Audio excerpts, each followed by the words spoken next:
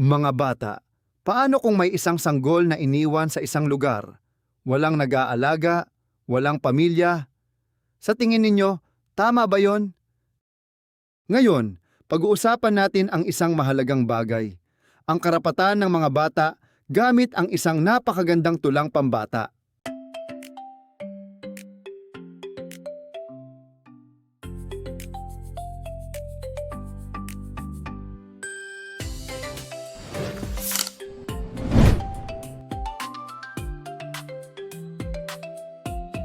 Sa pagtatapos ng araling ito, inaasahan na kayo ay makauunawa ng tulang pambata.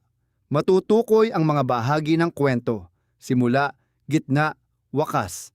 Makakagamit ng metapora at makakabuo ng pangungusap gamit ang pang-abay na panang-ayon. Handa na ba kayo? Tara, simulan na natin!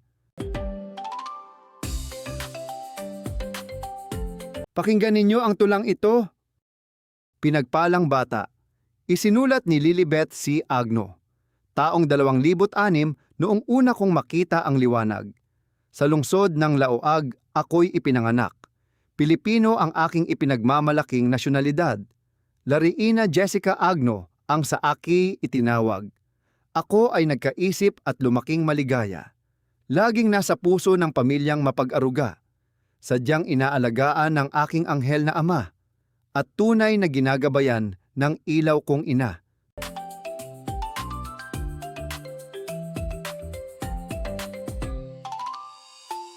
Sa Barangay Bisaya kami nakatira, isang lugar na talagang tahimik at payapa.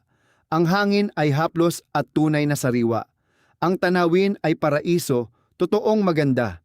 Doon sa amin, ako ay talagang nalilibang.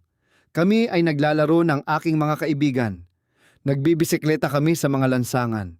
Naliligo sa ilog kasama ang mga pinsan.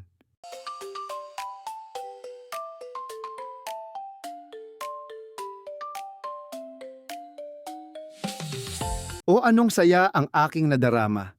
Sa piling ng pamilya at mahal na bansa, pinahahalagahan ang mga tulad kong bata. Mga karapatan ko ay aking natatamasa. Sagutin natin, sino ang nagsasalita sa tula? Bakit siya masaya? Ano ang simula, gitna, at wakas? Simula, kapanganakan. Gitna, paglaki kasama ang pamilya. Wakas, kasiyahan at karapatan bilang bata. Ayon sa aralin, mahalagang matukoy ang mga bahaging ito upang maunawaan ang daloy ng kwento. Ikaw, masaya ka ba bilang bata? Anong mga karapatan ang tinatamasa mo? May pamilya, nakakapag-aral, nakakapaglaro, pero tandaan, may mga batang hindi ito nararanasan. Kaya mahalaga na alam natin ang ating karapatan.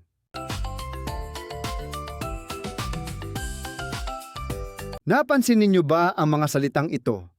Ilaw ng tahanan, anghel na ama, paraiso ang lugar. Hindi ito literal. Ito ay tinatawag na metapora, pagwawangis. Halimbawa, siya ay isang anghel, ay katumbas ng mabait.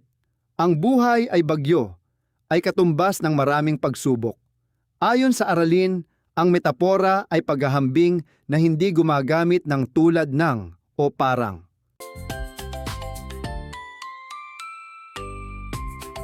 Alam nyo ba na ang salita ay may dalawang kahulugan? Denotasyon, literal. Konotasyon, malalim o pahiwatig. Halimbawa, puso, denotasyon, bahagi ng katawan. Konotasyon, pagmamahal.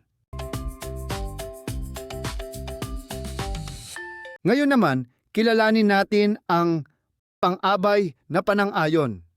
Ito ay nagsasaad ng pagsang-ayon o pagpapatibay. Halimbawa mula sa tula, talagang maganda ang lugar. Tunay na masaya ang bata. Ibig sabihin, Pinapalakas nito ang pahayag. Iba pang halimbawa, o, opo, syempre, walang duda.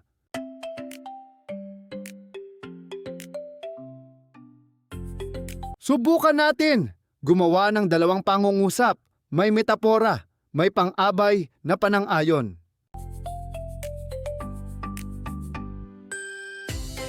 Ngayon, natutunan natin na mahalaga ang karapatan ng bata.